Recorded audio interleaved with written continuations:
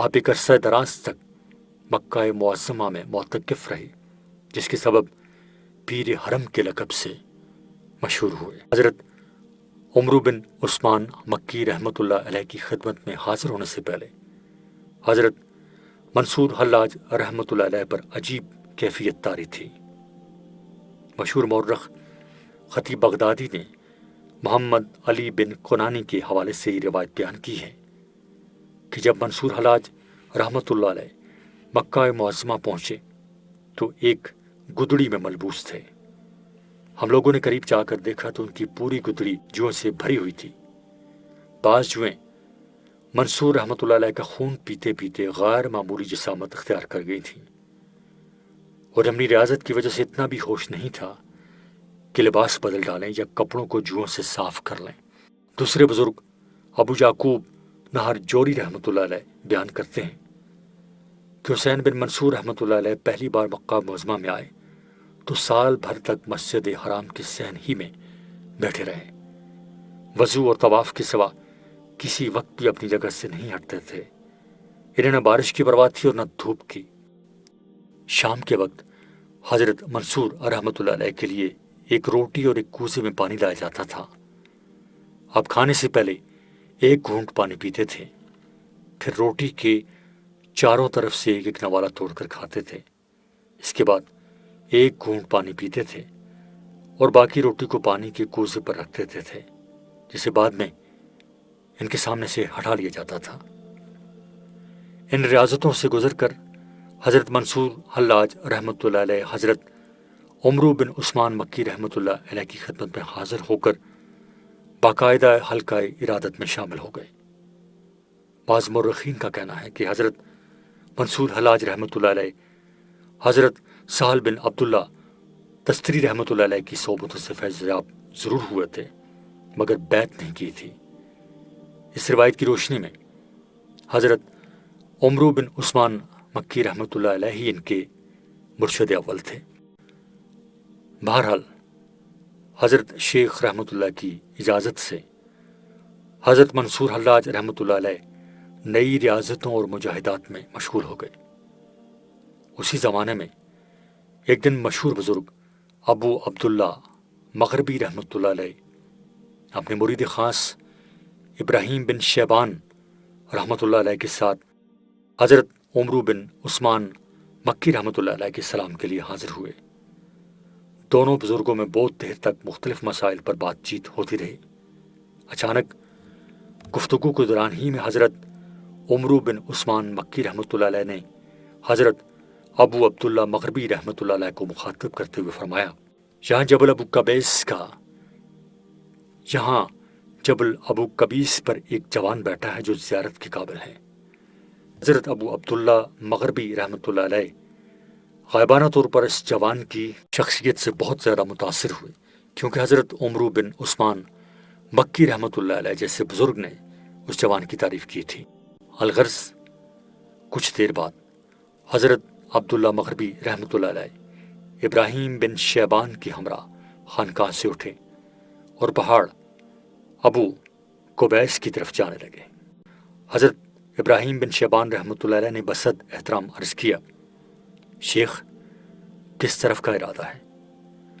حضرت ابو عبداللہ مغربی رحمۃ اللہ علیہ نے فرمایا، تم نے سنا نہیں کہ کچھ دیر پہلے شیخ عمرو بن عثمان رحمۃ اللہ علیہ جو کسی جوان کی تعریف کر رہے تھے، پھر میں اس کی زیارت سے کس طرح محروم رہ سکتا ہوں؟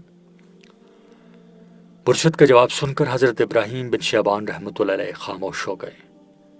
پھر جب حضرت ابو عبداللہ مغربی رحمۃ اللہ علیہ پہاڑ ابو قبیس پر پہنچے تو دوپہر کا وقت ہو چکا تھا۔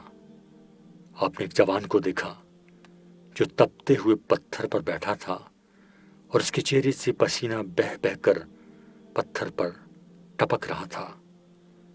حضرت ابو عبداللہ مغربی رحمۃ اللہ علیہ چند لمحوں تک اس جوان کو بہت غور سے دیکھتے رہے، جس کی آنکھیں بند تھیں اور جو دنیا و معافیہ سے بے خبر تھا۔ پھر آپ نے اپنے مرید خاص کو مخاطب کر کے فرمایا، ابراہیم واپس چلو۔ حضرت ابراہیم بن شیبان رحمۃ اللہ علیہ نے حیرت زدہ لہجے میں عرض کیا، آپ نے پہاڑ پر چڑھنے میں اس قدر مشقت برداشت کی، کیا اس جوان سے ملاقات نہیں کریں گے؟ ہرگز نہیں، حضرت ابو عبداللہ مغربی رحمۃ اللہ علیہ نے فرمایا اور پہاڑ سے اترنے لگے۔ حضرت ابراہیم شیبان رحمۃ اللہ علیہ راستے پر پیر مرشد کے اس عمل پر حیران رہے۔ پھر نیچے آ کر حضرت ابو عبداللہ مغربی رحمۃ اللہ علیہ نے نہایت پرجلال لہجے میں فرمایا، ابراہیم، اگر تم زندہ رہے تو اپنی آنکھوں سے دیکھو گے کہ اس شخص کے ساتھ کیا سانحہ پیش آئے گا۔ حضرت ابراہیم بن شیبان رحمۃ اللہ علیہ کی حیرت میں مزید اضافہ ہو گیا تھا۔ آپ نے بسط احترام عرض کیا، پیر و مرشد بہتر جانتے ہیں۔ حضرت ابو عبداللہ مغربی رحمۃ اللہ علیہ نے فرمایا، تم دیکھتے نہیں کہ یہ بے عقل انسان اللہ تعالیٰ کے سامنے بہادری دکھا رہا ہے؟ خلاق عالم نے سایہ پیدا کیا اور یہ شخص جلتی دھوپ میں بیٹھا ہے۔ اسی حماقت کی وجہ سے حق تعالیٰ اسے ایسی بلا میں مبتلا کریں گے جسے یہ برداشت نہیں کر سکے گا۔ حضرت ابراہیم بن شیبان رحمۃ اللہ علیہ فرماتے ہیں کہ دوسرے دن ہم نے لوگوں سے جوان کے بارے میں دریافت کیا تو معلوم ہوا کہ وہ منصور حلاج رحمۃ اللہ علیہ ہیں۔ پھر آنے والے زمانے نے حضرت ابو عبداللہ مغربی رحمۃ اللہ علیہ کی پیش گوئی کو درست ثابت کر دیا، مگر اس سلسلے میں حضرت حسین بن منصور حلاج رحمۃ اللہ علیہ قطعاً بے قصور تھے۔ وہ جاں سوختہ عشق تھے۔ ان کے اپنے سینے میں جو آگ کا شعلہ بھڑک رہا تھا، اس کے سامنے سورج کی گرمی کی کوئی حیثیت نہیں تھی۔ حضرت منصور حلاج رحمۃ اللہ علیہ 18 ماہ تک حضرت عمرو بن عثمان مکی رحمۃ اللہ علیہ کی خدمت میں حاضر رہے اور اس عارف کامل سے اکتساب فیض کرتے رہے۔ حضرت منصور حلاج رحمۃ اللہ علیہ کی عادت تھی کہ اپنے پیر و مرشد سے عجیب سوال کرتے تھے، مگر حضرت عمرو بن عثمان رحمۃ اللہ علیہ ہمیشہ یہی تلقین فرماتے تھے، حسین، معرفت کے راستے میں صبر و استقامت پہلی شرط ہے، جوش اور اضطراب سے تمہیں کچھ حاصل نہیں ہوگا۔ پھر ایک ایسا واقعہ پیش آیا جس سے حضرت منصور حلاج رحمۃ اللہ علیہ اور پیر و مرشد حضرت عمرو بن عثمان مکی رحمۃ اللہ علیہ کے درمیان ایک خلیج حائل ہو گئی۔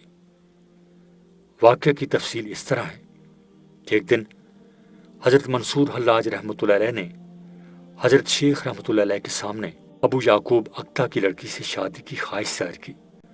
حضرت عمرو بن عثمان مکی رحمۃ اللہ علیہ نے واضح الفاظ میں فرمایا، حسین، یہ شادی تمہارے لیے نفع بخش ثابت نہیں ہوگی، تم اور بے قرار ہو جاؤ گے۔ حضرت عمرو بن عثمان مکی رحمۃ اللہ علیہ کی اس ہدایت کے دو مفہوم ہو سکتے ہیں۔ ایک یہ کہ حضرت منصور حلاج رحمۃ اللہ علیہ جیسے انسان کے لیے شادی مناسب نہیں تھی، یا پھر ابو یعقوب اقتا کی لڑکی ان کے لیے ناموزوں تھی۔ بہرحال حقیقت کچھ بھی ہو، حضرت منصور حلاج رحمۃ اللہ علیہ نے حضرت عمرو بن عثمان رحمۃ اللہ علیہ کی اس ہدایت پر عمل نہیں کیا اور پیر و مرشد کی مرضی کے بغیر شادی کر لی۔ اگرچہ شادی سنت ہے، لیکن معرفت کے راستے میں حضرت منصور حلاج رحمۃ اللہ علیہ حکم شیخ سے روگردانی کے مرتکب ہوئے۔ یہ حضرت عمرو بن عثمان رحمۃ اللہ علیہ اور حضرت منصور حلاج رحمۃ اللہ علیہ کے درمیان کشیدگی کی ابتدا تھی۔